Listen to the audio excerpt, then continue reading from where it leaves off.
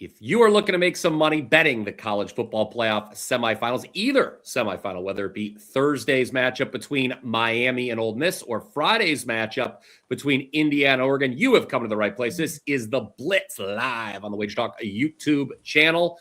Sort of a, how shall we say, an unexpected Final Four, perhaps, some might say, but you've got the expected three here on the Blitz, like we do back in our normal time slot on Thursday. Myself, joined by my good friends, Ralph Michaels, Ross, the Boss, Benjamin.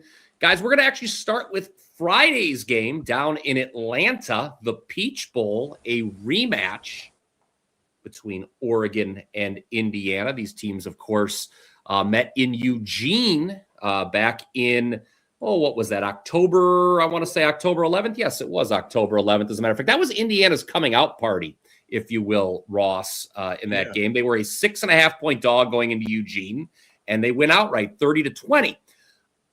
I kind of thought it was a convincing win. I get that it was tied in the fourth quarter. There was a pick six from Oregon that made that game closer.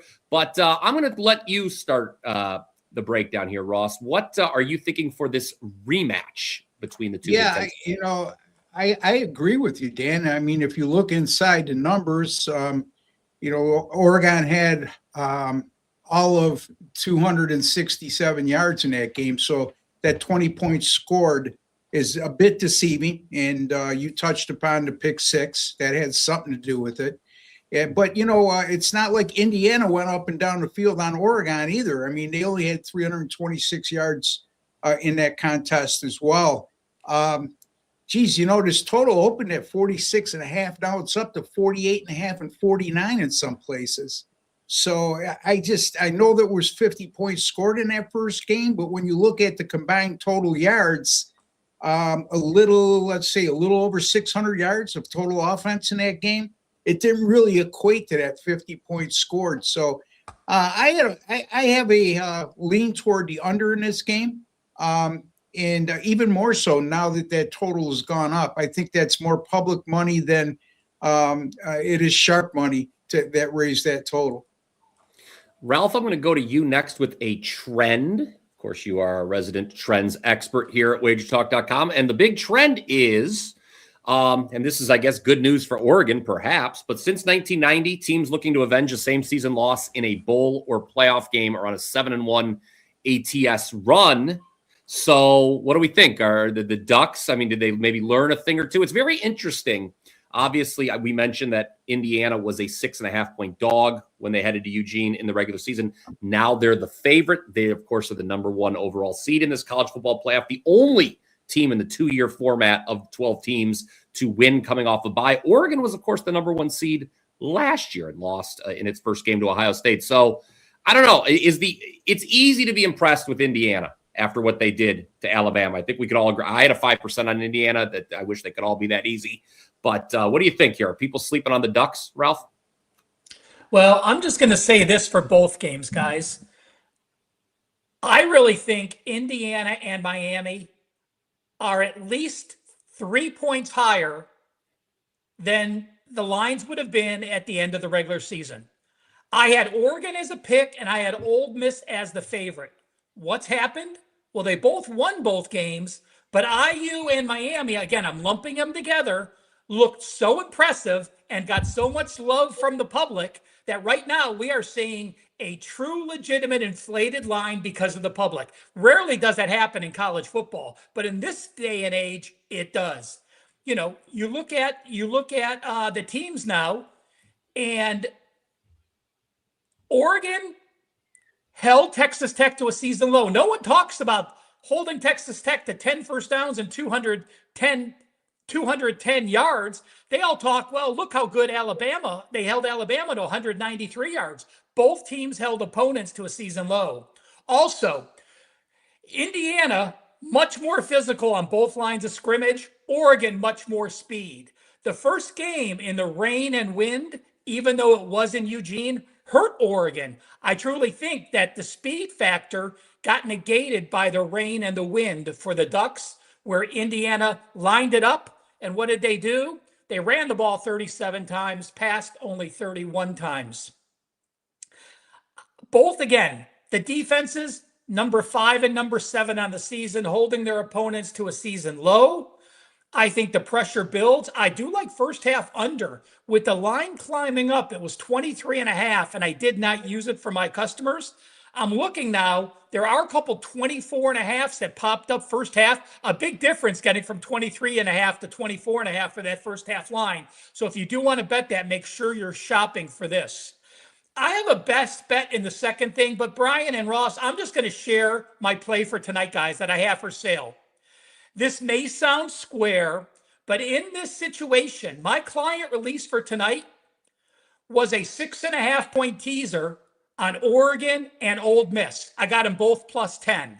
These two defenses, getting them both. You may say it's square to tease a college football game, but this is different. This is like an NFL playoff game where you don't have the variance from top to bottom. You have legitimate defenses playing with pressure, and you have solid units on both sides of the court. Now, in the NFL, if you tease a 6.5-point teaser, you're paying as crazy as 143. I did put minus 143 in my line, but in Vegas and a few other places, you can get a 6.5-point college teaser for as little as 128. So make sure you're shopping around. So I don't have a lot to say on the game except I test power rating numbers from a few weeks ago. We have a team that I had power rated in both, and I'm getting them both plus 10 in a teaser. You guys know what I'm doing for the next game. Yeah. All right, Ralph, expecting at least some close games here in the two semifinals. By the way, guys, I see the comments starting to roll in here. Those of you who are catching us live on the WagerTalk YouTube channel, thank you very much. Again, don't forget to like and subscribe if you already haven't done that. We will be all of our best bets for the show, as luck would have it, will be on Thursday's game between Ole Miss and Miami. Stay tuned for that. Those will be coming closer to the end of the program. If there are any specific questions you guys have on either of these semifinal matchups, ask away. And those of you catching us on replay here on the WagerTalk YouTube channel, you can ask you. Don't be shy. You can still ask your questions. We'll be checking the comments as the next 48 hours roll along. A couple things I wanted to add here about this Oregon-Indiana rematch. First time that Curt Cignetti is facing a team in the same season twice since 2017 when he was at Elon. He lost the rematch to Furman, for those of you keeping score at home, a playoff rematch there. Ross mentioned early in his breakdown that the Oregon offense was held to 267 yards in that regular season matchup. That was a season low for them. Dante Moore, who has certainly gotten better as the season progressed, he threw 2 interceptions in that game. And again, if not for the pick 6 from Mendoza, a rare mistake from the Heisman winning quarterback for Indiana, obviously it would have been a no sweat for the Hoosiers.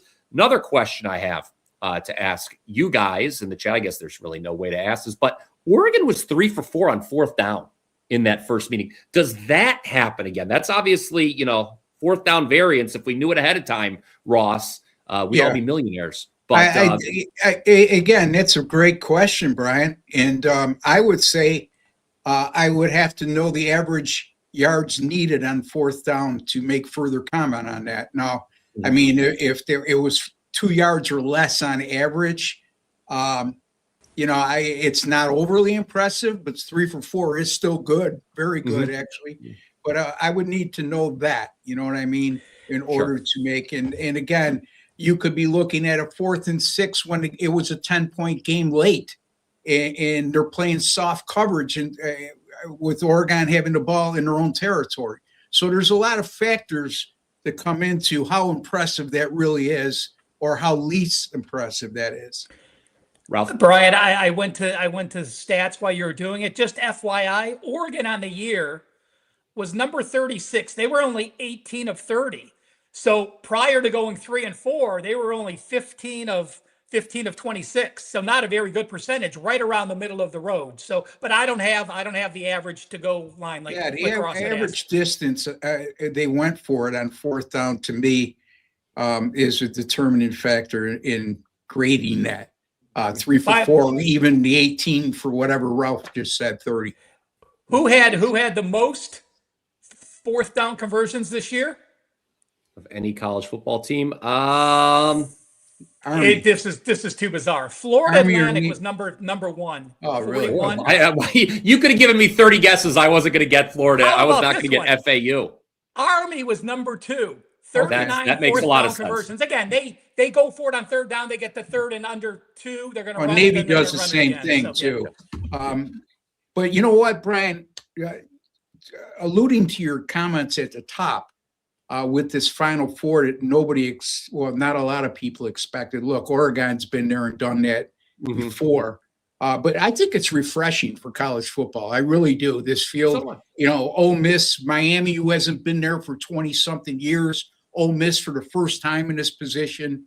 And, in Indiana, I mean, storybook season for them. So I'm excited about this Final Four. I mean, again, and let's give credit. We make fun of them getting Miami in, just like the conference, just like March Madness. Well, give them some credit. They were one of the best teams. They made the right decision. We can all second guess things, but and you look at Miami's schedule, their strength of schedule, even though they played in the SEC, is right there with Ole Miss when it comes down to it. So yeah, you had the Notre Dame game in there. That's a huge boost to their schedule. Yeah, it was. We were South talking about Florida.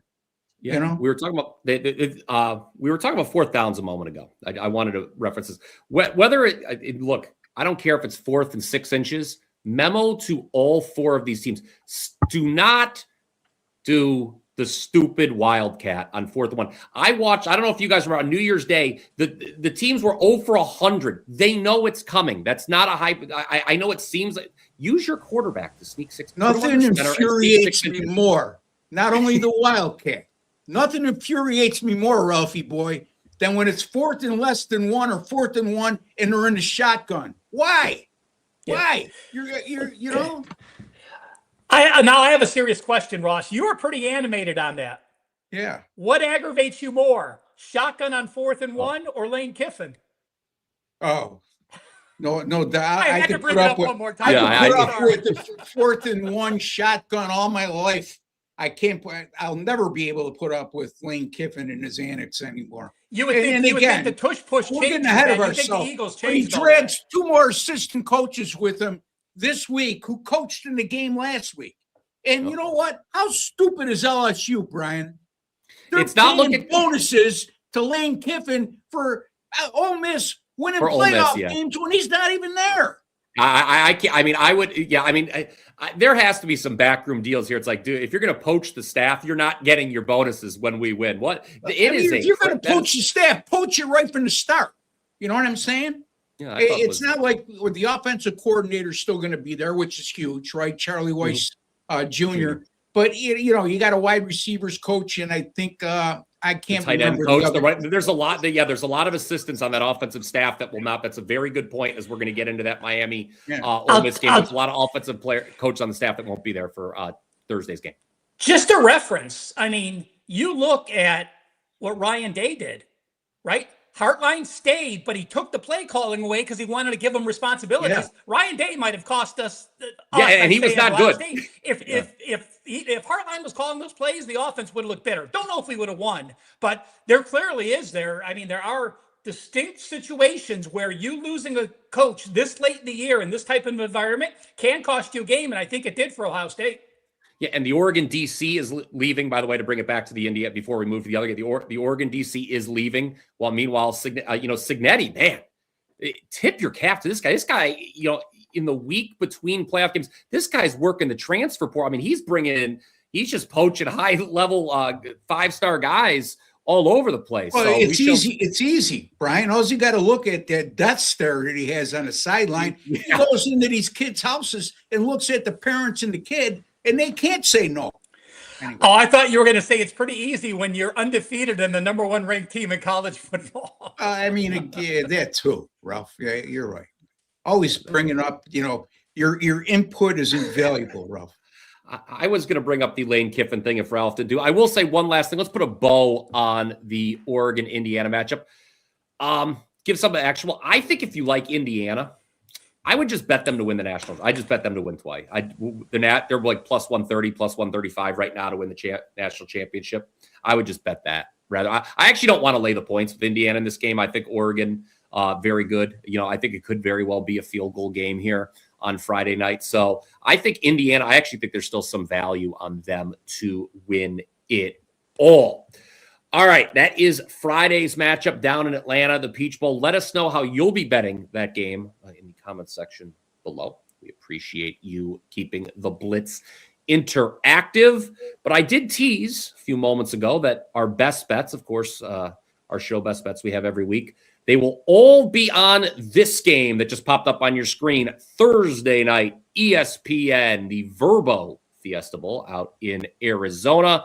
Miami and Ole Miss. This is the unexpected. This really is the unexpected half of the draw here. Both teams winning outright as a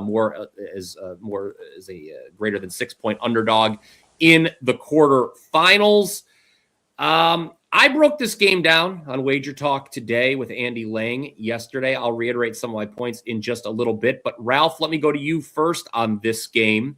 You can share your best bet now if you'd like, or we can all just wait until the end. But what are you thinking for Miami and Ole Miss here Thursday night? Well, as I told you, at the end of the regular season, my power ratings had Mississippi a favorite. Well, Mississippi, what did they do? They crushed Tulane by 31. They beat Georgia. And now all of a sudden they're, getting 3.5. What did Miami do? Miami, a 10-3 win over Texas A&M. And a 24-14 win over Ohio State. Now, of the two dogs, I actually like Ole Miss more, but again, the coaching situation kept me off from just betting the plus 3.5, and that's why I did tease it. Everyone's talking about the Miami defense, right? And what they did to Ohio State and what they did to Texas A&M.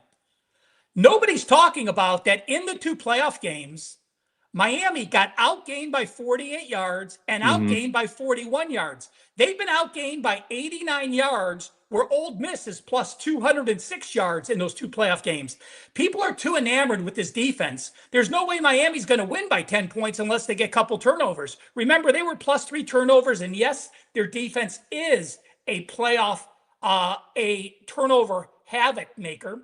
But Chambliss, the guy's thrown 3 interceptions on the year. They really don't turn the ball over as well. They've only been -1 turnover the Kentucky game 2. Other than that, they've either been on the plus side even or -1. So they don't have those horrible turnover games. So to me, again, I do like Ole Miss here. The coaching staff does keep me off a traditional bet.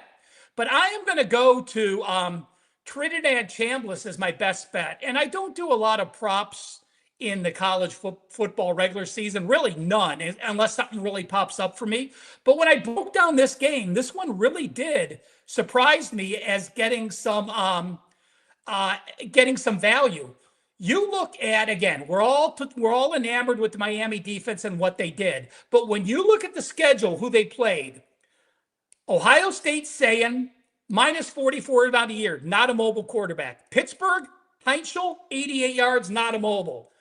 Pittsburgh, they played Collins because Angeli was hurt. Not mobile. Jennings, not mobile. Goberson for Stanford, not mobile. Louisville, not mobile. Legway, not mobile. He's only faced 3 quarterbacks, that run the ball for over 220 yards. Reed, even though A&M struggled, he had 15 rushes for 27 yards against this Miami defense. Vatek, drones, 14 carries, 31 yards. Castellanos, 16 carries, 57 yards. Chambliss has 520 yards rushing this season.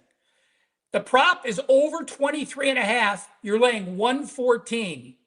He did only have 4 for 14 yards against Georgia, but the team had 475 yards and they were not sacked. He didn't need to run. In his previous 10 games against FBS teams, he's rushed for 125 times, 12.5 times per game, and he's topped 24 yards 8 of his 10 games. With Miami not having faced a mobile quarterback only twice in the last 9 weeks, I think that's exactly how Ole Miss changes the dynamic with this game. Some quarterback draws early, keep the edge rushers off with some screens, and I think he's going to break a few big runs. So best bet, again, it's not truly my best bet because I gave you my client release on a teaser on both, but my best bet before I decided to give my play away was this prop over 24.5. Again, Yes, those defensive ends are good, but there's a lot to not like about this Miami team as a favorite.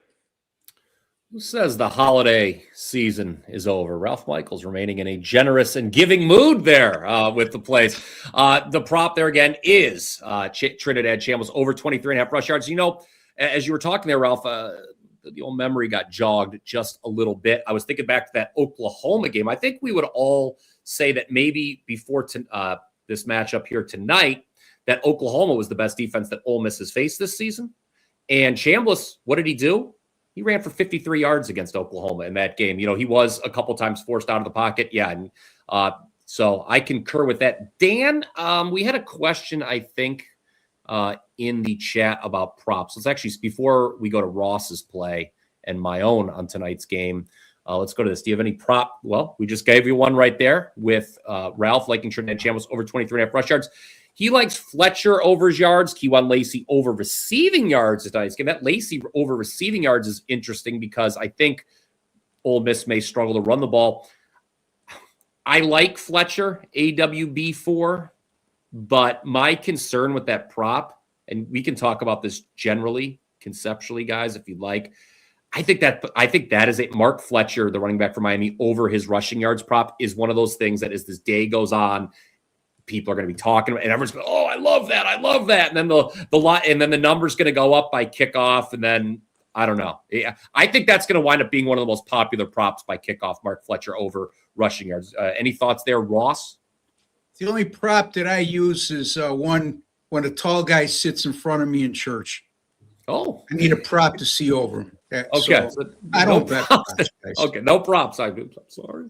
All right, so that's hopefully that answered your question. I think Fletcher. Look, I don't have the current number in front of me right now as we do it live at 86.5, 88.5. I didn't hate it. Mark Fletcher going over for Miami, but Ross, since you're not doing a prop, what are you looking at here for tonight's game between Miami and Ole Miss? Well, you know, either way, whoever wins this game, you got to think that team is going to be labeled as a team of destiny. I mean, Ole Miss getting there, number one, they deserve to. But once the whole Lane Kiffin saga happened at the end of the regular season, I don't think a lot of people out there thought Ole Miss would even get to this point, let alone the national championship game. And Miami, like Ralph touched upon, the last at-large team invited. And, you know, Ralph, I like that prop play. I'm not a prop guy, but you certainly make a lot of sense. And people have to realize, why is that prop so low at 23.5 yards? Remember, folks, in college football, if you sack the quarterback, it goes against your rushing total. And that doesn't happen in the NFL. But in any event, talk about defense. Ole Miss's defense, I don't know if you guys are concerned with this, with Ole Miss's defense. But, you know, they gave up only 10 points against Tulane. And, Brian, you brought this up a couple weeks or last week, as a matter of fact, that, you know, they did give up over 400 yards in that contest. Mm-hmm. And Tulane squandered a lot of opportunities. And again, Tulane, to me, they made the college football playoff field, but they're not a college football playoff caliber team. Anyway, to get to my pick, Miami has played 14 games this year. 12 of them have gone under the first half total with a combined average of 19.3 points scored per game. That includes going 7-0 to the under against the first half total when facing teams like Ole Miss that average 31 or more points per game. And by the way, if you're keeping score at home, Ole Miss is averaging 37.6 points per game. So that would be a qualifier. You know, Ole Miss has played 4 non-conference games this year, including the one against Tulane. And in those 4 non-conference games, there was just a combined 23.8 points scored per game at halftime. And during those 4 non-conference contests, they allowed an average of 4 points per game in first half action, albeit against weaker competition. But still, the numbers don't lie at the end of the day. And they'll be facing, and again, I know what Ralph is saying in terms of facing mobile quarterbacks, but don't, you know, you could spin it any way you want. Miami's a good defense. And I know that I heard you before, Brian, saying something about Ole Miss has faced defenses of this caliber in the SEC. And I'm not so sure who is a better defense in the SEC than Miami. I mean, and they've shown that in their 2 playoff games. So, but that's a discussion for another day, or maybe a discussion in your next pick. But in any event, I like this game to go under the first half total. Now you're seeing 24.5s for the most part. I am seeing a 26.5 at FanDuel. So it's always good to shop a line. And if you have access to FanDuel, that's certainly the way to go. But I like this game to go under the first half total of 24.5 or higher. Yeah. Last week, I extolled the virtues of this Miami defense. I liked the first half under when they played Ohio State. We all talked about the fact those teams were 1 and 2 in points allowed in the first half, those defenses, Miami and Ohio State. And obviously that first half could have been even lower scoring if not for the pick 6 from Keontae Scott, who I brought up. I would concur. I think the only defense on Miami's level, as I mentioned a few moments ago, Ross, this week was Oklahoma, maybe. Miami, Ole Miss put up a lot of points on that defense. Ole Miss put up, and I brought this up with Andy Lang on WagerTalk today. They scored 24 or more in every game, 30 or more in every game, but 2.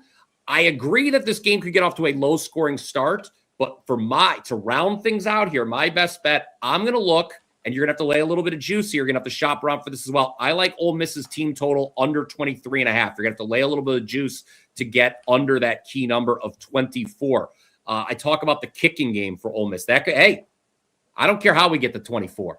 Field goals, touchdowns, whatever. I'll take it. But against Georgia, okay, Carnieri, he made 3 field goals from 47-plus yards in that game. So that's always good. Kicking game can be so wild, both NFL and college. We've seen it. But Ole Miss has a good kicker. I think Chambliss, to Ralph's point, can make plays outside the pocket in this game. Okay? I know it's not the same Georgia defense that we've seen in years past, but still, the 39 points and 473 yards that Ole Miss put up last week, nothing to sneeze at. I thought the Rebels were the deserved winner of those games.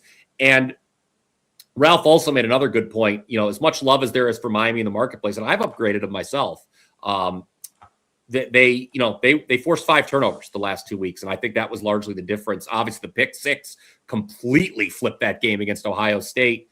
But they were outgained in both games. Miami of Florida was. So it's a tough game to call as far as the side goes. I'm right on market, but I think Ole Miss and the overs correlated. Miami and the unders probably correlated. I talked about that on the morning wager, but I like Ole Miss over 23.5 to round out this, the 3 best bets today. Hey, Brian, you're going over 23.5? Over 23.5. Okay, perfect. Yeah, because you mistakenly said under, so the viewers don't get confused. Yeah, I was looking. DraftKings has minus 140 on over 23.5. I apologize for saying that. I get confused. Thank you for catching. It was early in the analysis. We just want to cover it so the viewers don't get confused. That's it. Yeah, I don't know if the dog will be barking in this matchup. And hopefully you can't hear. There's a dog barking behind me. We have a new puppy here in the home, and it was throwing me off here. It's unbelievable here. It's a piercing bark. So yes, Ole Miss. Let's clarify. Ole Miss team total over 23.5 is what we're looking at from me to go along with Ross, who likes the first half under 25.5. So we're kind of threading the needle there a little bit. And then Ralph likes Trinidad Chambliss over 23.5 rush yards. Sounds good.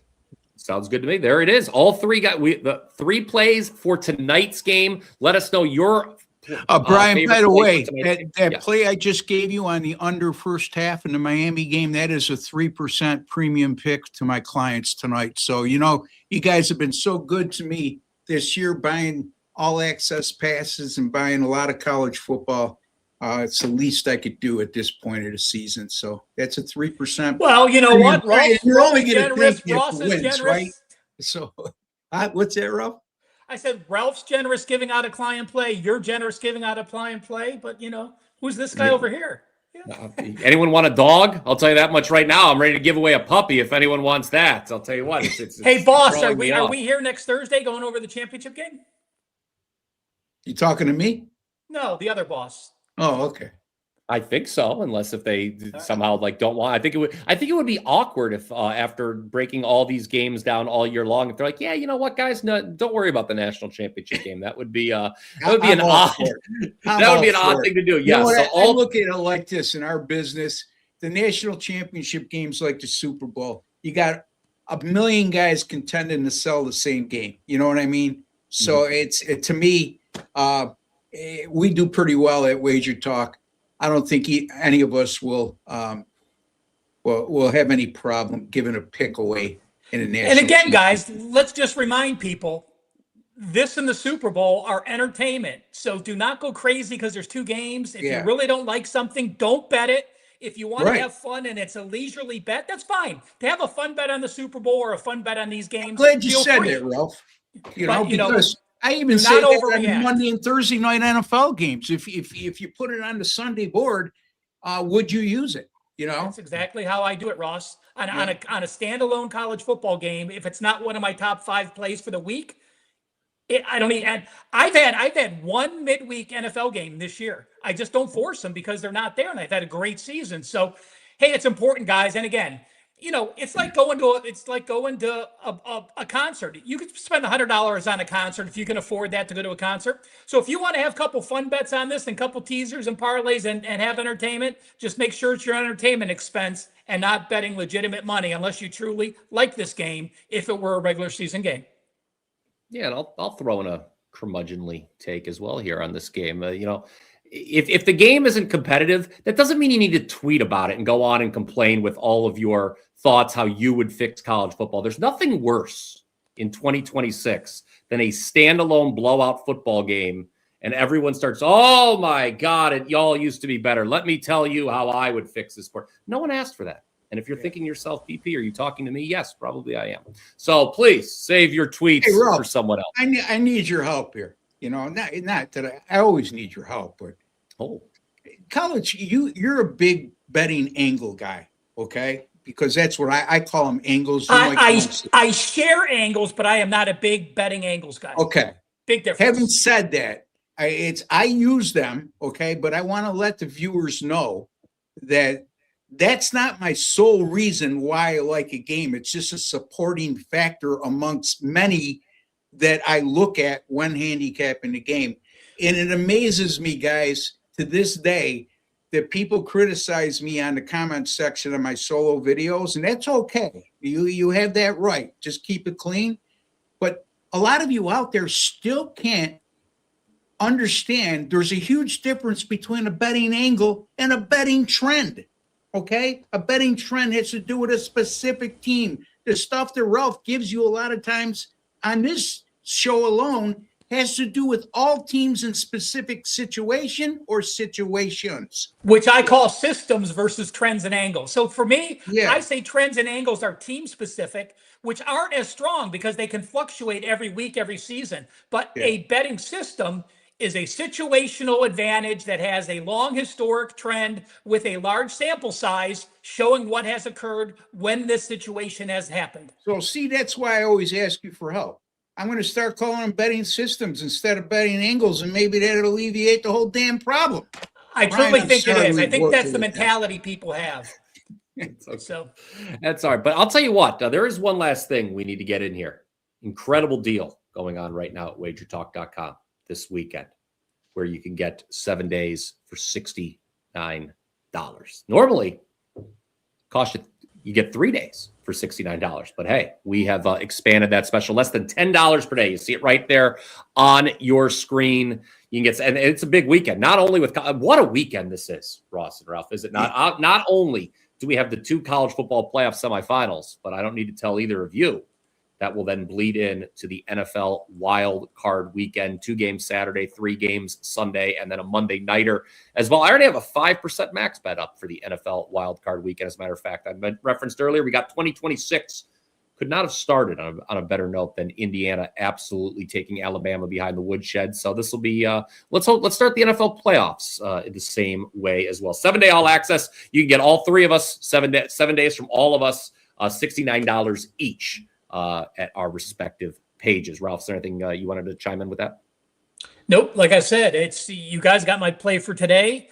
I'm not going to have a big NFL play this week. So just looking, I have a college basketball play up as well. And college basketball's been on a nice run. So slow and steady wins it. We're not going to try to wow people with big plays that we don't truly like. And the conservative approach has worked, and we'll continue to do that. Looking forward to a great 2026. And Ross, I will give you the last word. 8-3, excuse me, in my last 11 in college basketball, 25-16, 61%, last 41 in the NFL. College football and NFL combined, going all the way back to December 31st of 2024, 118-79, up over 105 units in net profit. And all sports, folks, all sports right now up over 171 units of net profit. And you know where that takes me? It takes me to this. $19.99, that's $1,999, is our regular price for a 365-day all-access pass. You can get $500 off right now. Take it down to $14.99. Not only that, if you buy it from me, you buy it from Brian, you buy it from Ralph, we're also going to give you a 25% bonus coupon that you could use unlimited times on any other handicapper at the site throughout the course of that 365 days. So if you're looking to make money over the long haul, I've proven I could do that for you. That streak I just mentioned and all those units over the last 8 months, folks, just imagine, equate that to $100 per unit. You're up over 17 grand during the last 8 months with me. All right. There you have it. Another edition of the Blitz is in the book. The what is it? The penultimate? Isn't that what they call it when it's second to last? I can't remember. It's the second to last edition of the Blitz. We will be back next week. I presume in our normal Thursday time slot, live 1 p.m. Eastern here on the WagerTalk YouTube channel. Don't forget to click subscribe. That way you'll be instantly notified when we do go live. We'll have one game to discuss next week. But for Ross, for Ralph, everybody, have a great weekend betting football, a profitable weekend betting football. And until next time.